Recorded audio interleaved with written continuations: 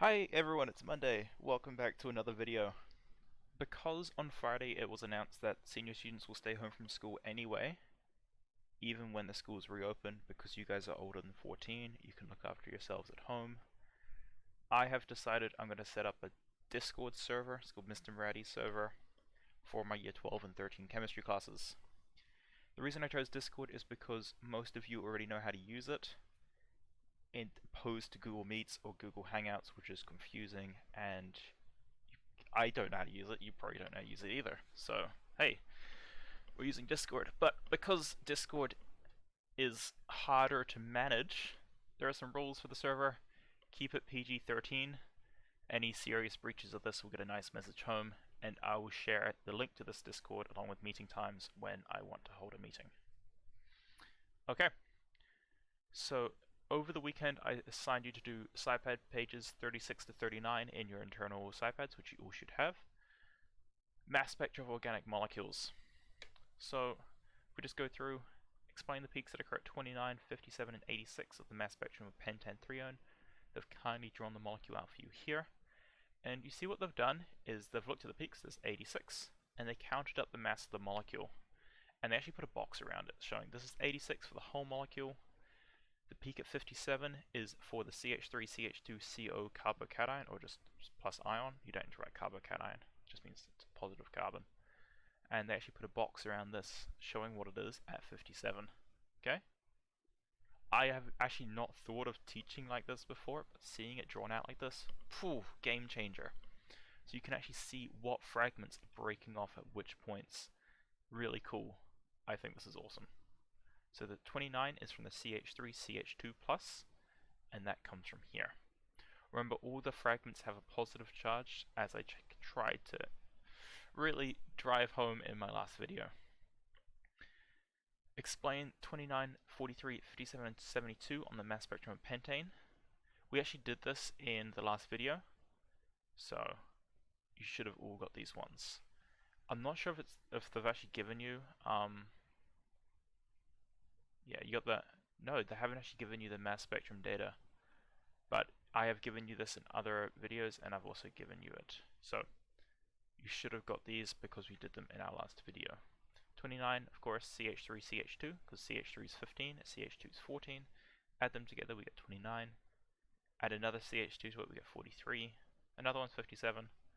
And the whole molecular ion, so the whole pentane molecule, which is 5 carbons, is a positive charge on it as well. So 5 carbons with 75 carbons and 15. 5 carbons and 12 hydrogens with 72. And that's that peak up there. So it's just the weight of the molecule. You use the following mass spectrum of 1-bromopentane to answer the following questions. Explain the peaks at these. Actually, the exact same as, pretty much the exact same as the pentane, except at 71, because this is a CH2 over here instead of the CH3 up here, as we can see. Okay? The rest of them are the same. They haven't explained these two peaks up here, and I realize I haven't actually explained this to you yet because I'm a bad teacher, but this comes to do with isotopes. So, bromine has 2 stable isomers, or isotopes, one weighing 79 and one weighing 81. This is just to do with the number of neutrons in the nucleus. Obviously, bromine with 81 has 2 extra neutrons in the nucleus, while bromine weighing 79 has 2 less neutrons in the nucleus. And these occur at a 1-to-1 ratio. So bromine, if you just have a sample of it, 50% of it will be weighing 79, 50% of it will be weighing 81. That's just how the atoms work. Use this information to explain the 2 uppermost peaks of the mass spectrum. So you see these 2 peaks here. These peaks are 2 mass numbers apart, and so the 2 uppermost peaks indicate the presence of 2 isotopes of bromine in the molecular ion. These peaks are separated by 2 m/z, or 2 mass numbers. Because of the molecular mass of the isotopes are 79 and 81, the isotopes are 1-to-1 ratios, so the peaks are similar heights. 50-50 ratio, similar heights. And you can see it happens down here as well. So at 79 and 81 there, as you can see, they're just either side of the 80. That is the fragment of just the bromine atom that is being flung off the molecule and is being detected by the reader. Two peaks, two mass numbers apart. Use the data on the mass spectrum to determine the relative molecular mass of one bromopentane to 2 sigma-megas.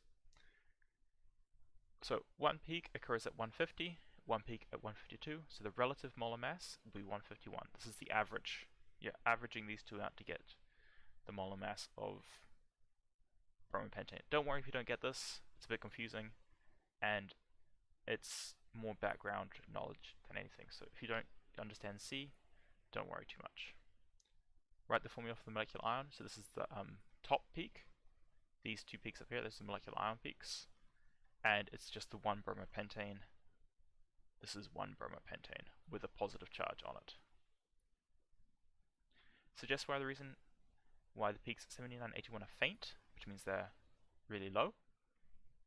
The peaks are from the small amount of isotopes of bromine that have become separated from the molecule during ionization, which means it's not a common, because they're so low, it's not a common thing for the bromine atoms to be flung off the molecule and be detected, but it happens occasionally, so that the small amounts of the isotopes of bromine that become separated. And peak at 15 is always CH3. Here, basically the trick for this one is to look at the top peak and find out which one it is, draw out the molecules, and see which ones weigh the top peak. Okay? That is pretty much the way to do this. In some cases it's a little bit tricky, 74, 73, they're really close, and it's hard to... Let me just check if you actually get given these numbers.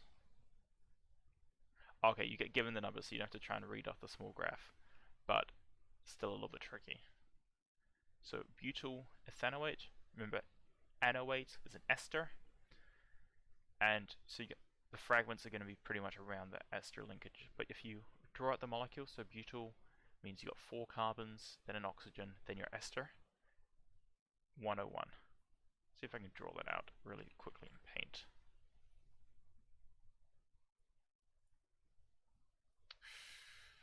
Yep, got a brush. So butyl ethanoate, our ethanoate means we've got CH3,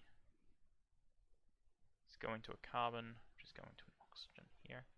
And of course that is our ester, really badly drawn. So ethanoate, the ethan means this part of the molecule, we've got 2 carbons here, and then we've got but, which is 4 carbons all along here. So it might take you a little bit of math to work out how much this weighs, but I trust you all can do this, working out how much it weighs. Count up the atoms, add together the masses, and it should weigh 101. There we go. That's our butyl ethanoate. Should be a 3. Cool. Brilliant. So we've got 12 hydrogens weighing 12. We've got 1, 2, 3, 4, 5, 6 carbons weighing 6 times 12 is 68.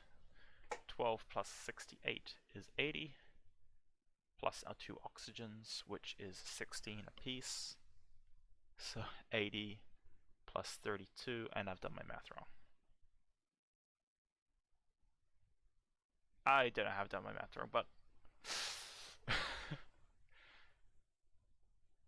hold up, now I'm very confused.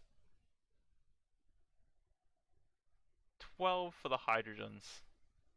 We've got 6 for the carbons, which is 6. No, that's 90.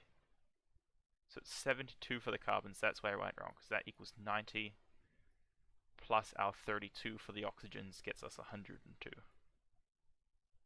which is close to the 101. It's put up there. But because nothing else is close, we'll go for that one. Okay? So again, butyl ethanoate, pentan 2-one, 1 bromopropane, propane 1-ol, 1 bromoethane, 1 butanamine.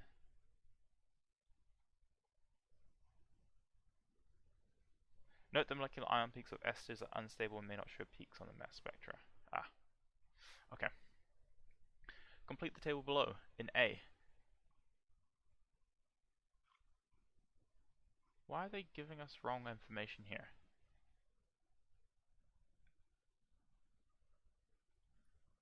What? This is why I don't like sci-fads. It's like A, massive largest fragments 116, and it's not, it's 101. All the others seem to be right though.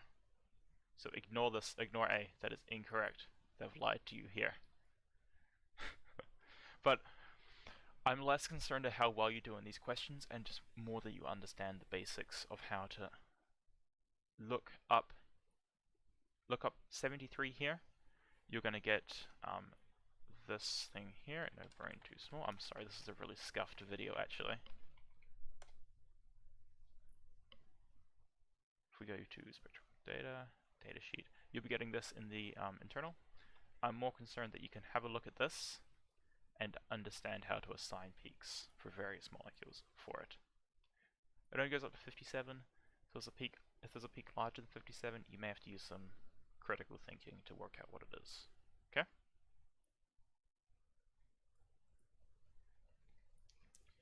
Cool. Let's look at something like this. H, our largest peak is 44, and it's propane. We worked out that up before. And so the molecular fragment that gives the highest peak will just be this, will be propane. Okay? So most of the time, the highest peak is literally just going to be the molecule, like the whole molecule, but with a positive charge on it, because remember, you can only detect the positive charge fragments. That is all for today. Thank you guys for watching my video.